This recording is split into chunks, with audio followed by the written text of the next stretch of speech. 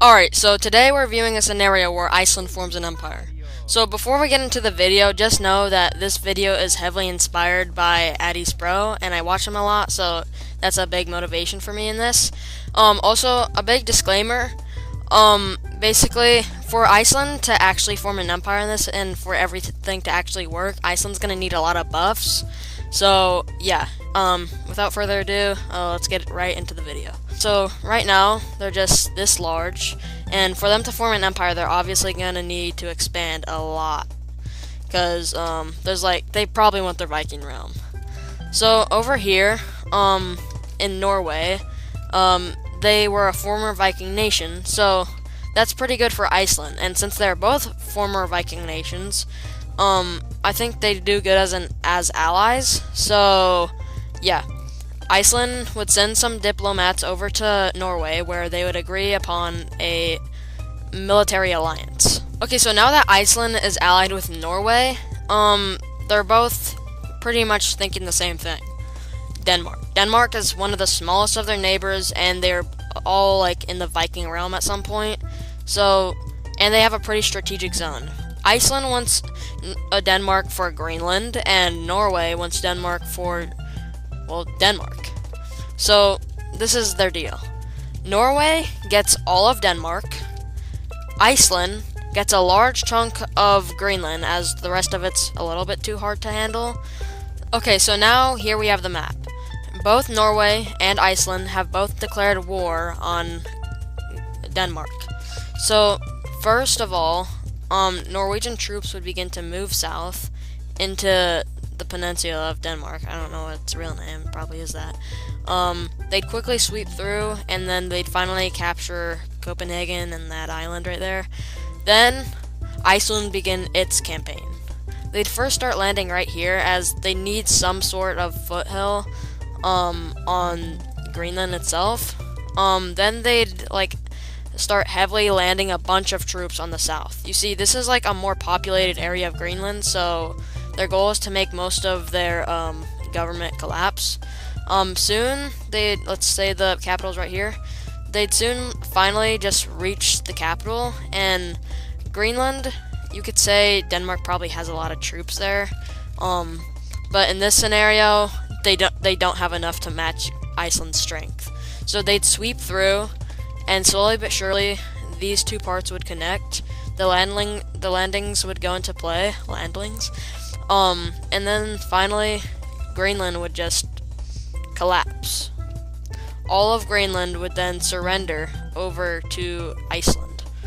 Now, this wasn't necessarily a part of the deal that Norway and Iceland made, but they're just gonna break it anyway, because what is Norway gonna do, right? So, at the end of the day, Norway is able to take all of Denmark. Norway did want at least an independent Greenland, or them to split Greenland in half, as that's a huge chunk of land. It has like a lot of copper and gold, I think, so that would be good for their resources. But you know, that's just not the case. Okay, so now that Iceland got all of Greenland, they got a huge amount of resources, and that would certainly boost their manpower. And the reason, you might be wondering why Norway is blue, and as they occupy Denmark, well, as Norway suspected that Iceland was a good ally and they wouldn't betray them, they didn't have much troops on this coast right here, as they focused a lot of them on Denmark. So, Iceland would take advantage of this and begin landing a huge amount of troops on the shore of Norway. Now, I don't know why this is doing this with the color, but we're just going to continue anyways. Now, they continue to just move down the coast, but Norway is a very strong power, so they would push them back in many areas. Iceland at this time did have a very similar military strats and army itself to them, so they'd heavily move down here and such, and capture a lot of key cities. A lot of these roads were very important because this is mountainous terrain, so both sides would target very large roads. So Norway would begin pushing back Iceland at this coast point, but then they didn't realize something.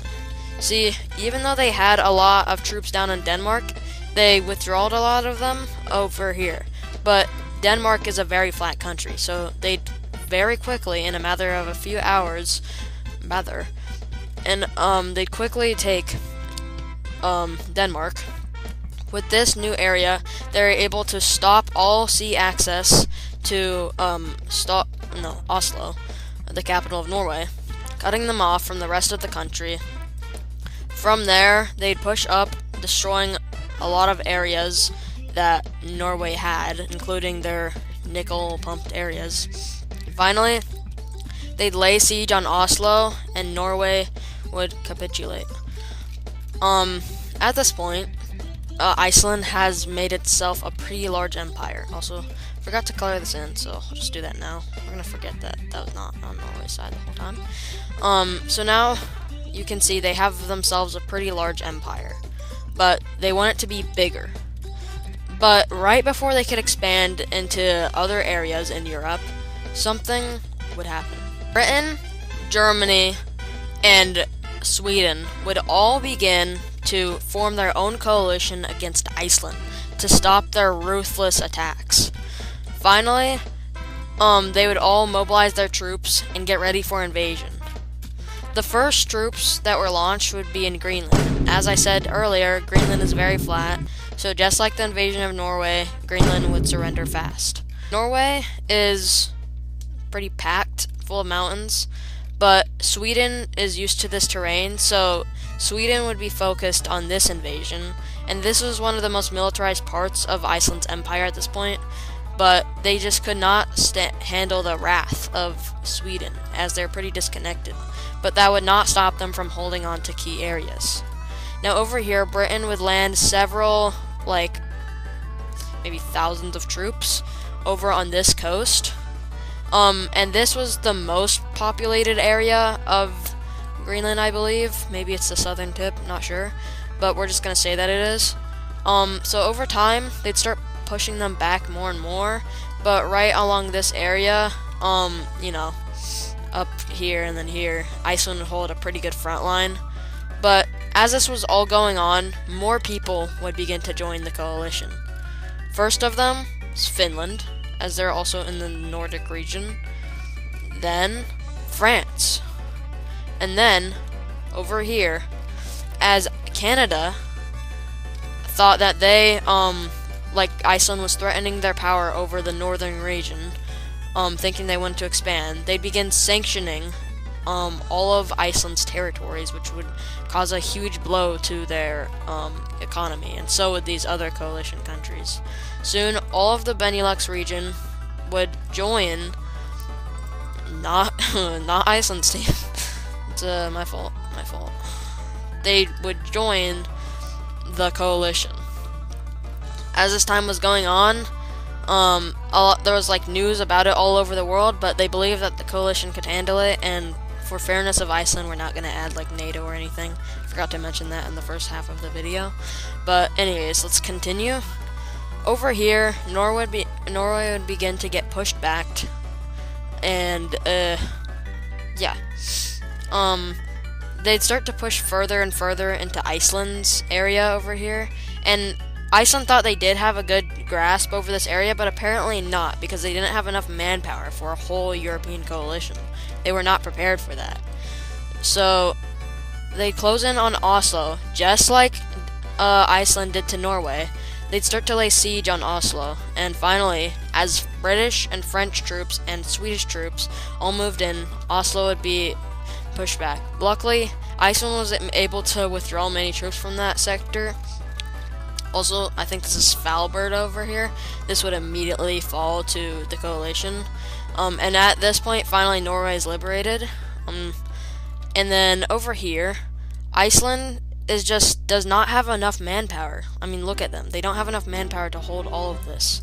So huge sectors of this land would just go over to the coalition. But luckily, the Allies were able to push in and remove them. But many of these areas at the top, like bunkers and stuff, would just stay for a while.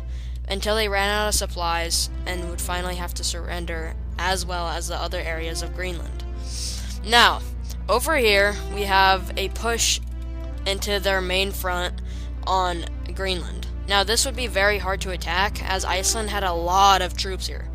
You know, Britain did try to do a beach invasion over here, but it brutally failed, as they're not that familiar to the terrain and just didn't have quite enough manpower because they're focused on capturing other areas. But as Iceland's country would begin to lose support, a new party would arise, wanting peace and the neutral Iceland back. It'd take over half of the country, and due to this, Iceland would have to withdraw tons of troops from Greenland until finally, at a battle over here, they'd lose. Soon, Iceland would begin to get taken over by the Allies, and soon they would fall.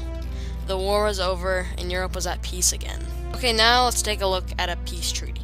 So, you see over here, Britain, as they left to colonize stuff, and they helped a lot in the invasion of Greenland, they would take this more populated area of Greenland, and luckily the rest of Greenland would remain independent, like they did in the first half of the war. Finland would extend up here, as they had the chance to, and they really wanted these lands. So would Sweden, and Norway would remain a country, but a lot weakened. Denmark would gain independence again, but they would sadly lose all of their colonies in Greenland, and these over here, these would go to Britain. And then Iceland would remain a democratic nation, and, you know, apparently this Viking Empire didn't work out well, but, yeah. Anyways, this is my first video. Tell me in the comments if you want to see more like it. I'll definitely be looking in there as I engage with the comment section, a lot. I'll take any ideas that you guys have, and then, yeah, well, I'll just see you guys in the next one.